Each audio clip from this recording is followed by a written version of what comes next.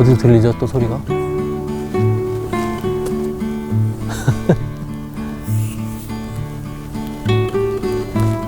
근데 새들은요, 사실은 이렇게 새들이 그 딱따구리 같은 새들이 쪼는 나무들은 조금 오래된 나무인 경우가 많아요.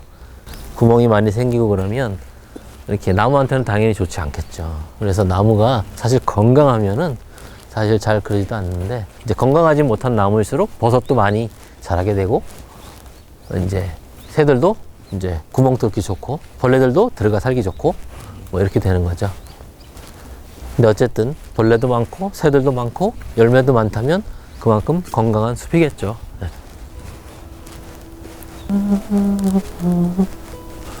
이쪽 길로 해서 수생식물원을 왼쪽에 끼고 한번 걸어 볼게요. 이게 우리 손으로 보는 정원인가 그렇거든요. 그래서 이렇게 피나무 그러면 피나무에 관련된 점자들이 이렇게 있어요. 그래서 시각장애자분들도 더듬어 보고 피나무에 대한 정보를 얻을 수 있는, 그래서 그런 식으로 이렇게 조성된 우리 수목원만의 공간입니다.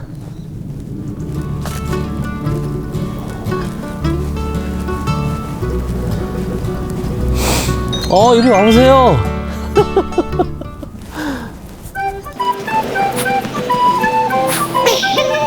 문이 얼었습니다. 겨울인 거죠. 오십시오.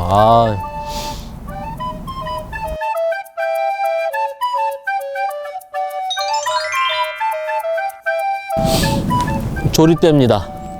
겨울에도 이렇게 푸른 잎을 그대로 간직하고 있죠. 네. 우리는 보통 대나무 하지만요, 그것도 뭐 대나무 일종이라고들 하죠. 대나무는 나무가 아니라 풀이죠. 네. 벽과의 초본으로 봅니다. 근데 이렇게 상록성이라서 겨울에 이렇게 조리대 같은 것들도 아주 그냥 푸르고요. 이대로 눈이 내려버리면 눈 속에 되게 예쁘죠. 네.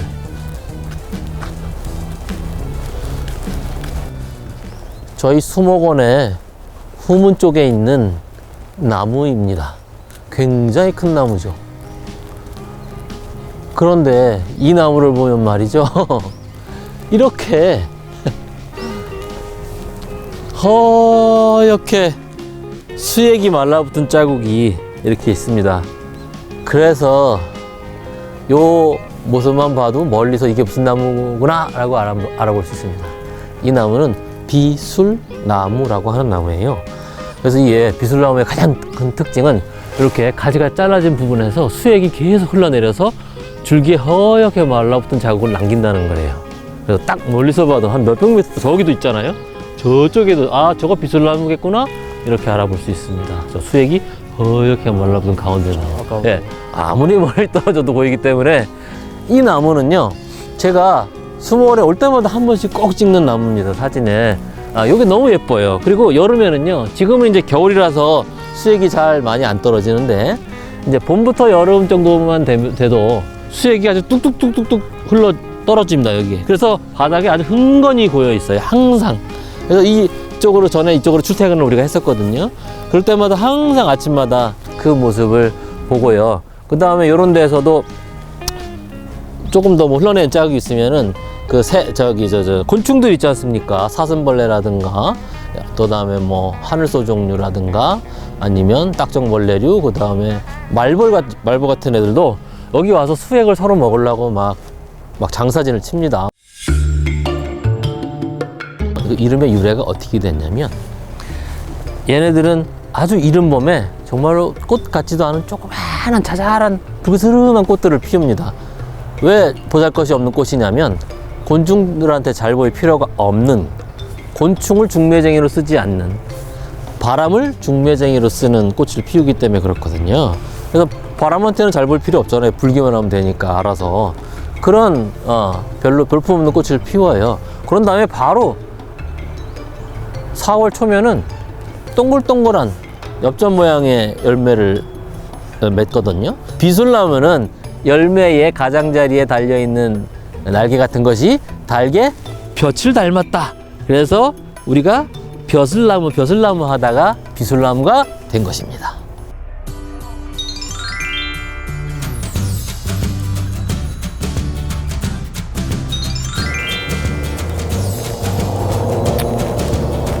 이거는 왕벚나무입니다. 제가 이제 기후변화 모니터링 담당할 때 계속 2년 동안 보아온 나무인데요. 네. 아주 봄에 꽃이 피면 아주 그냥 새하얀 꽃이 아주 예쁘게 펴요. 그래서 근데 그 시기가 이렇게 길지는 않죠. 한 길어봐야 1, 2주 사이. 예, 그때 다 지니까요. 근데 보시면 이 왕벚나무들도 나무 껍질에 그 무늬 이런 모양을 보고 딱 알아맞힐 수 있는 나무에 또 속합니다. 이렇게 가로로 마치 금을 그어놓은 것처럼 이렇게 생겼죠? 네, 이렇게 쭉 올라가죠. 네. 요게 벚나무 종류들의 나무 껍질의 특징입니다.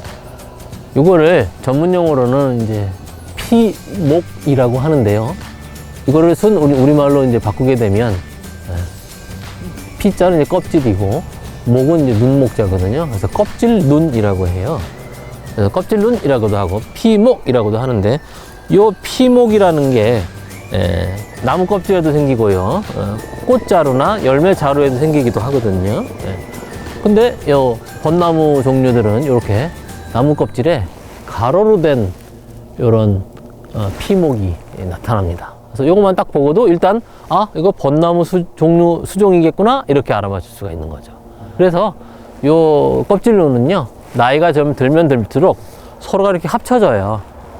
그러면서 굵어지고 합쳐지고 하면서 껍질이 이렇게 이렇게 살이 트는 것처럼 이런 식으로 변합니다. 이런 식으로.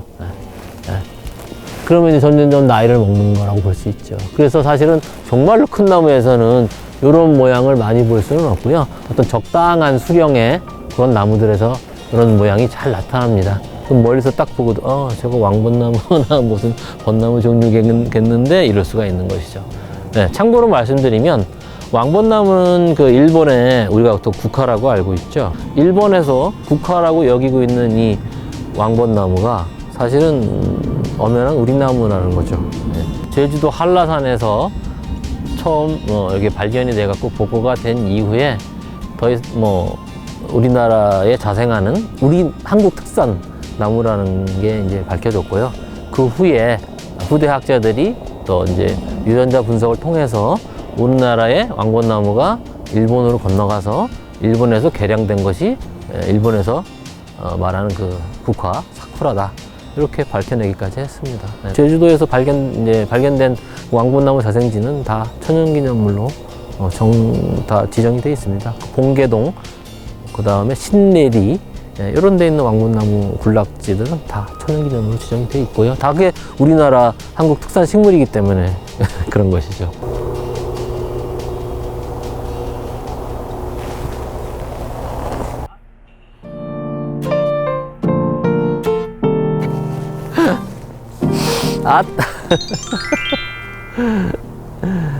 야, 산 유리나방 고치집.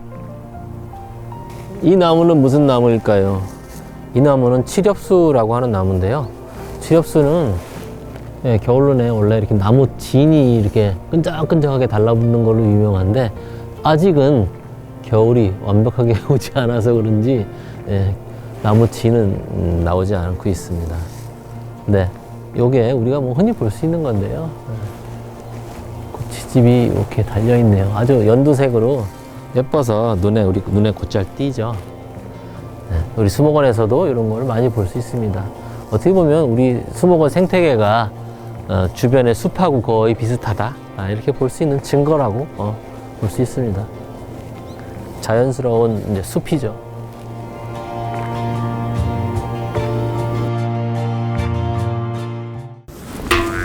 칠엽수인 줄 알았는데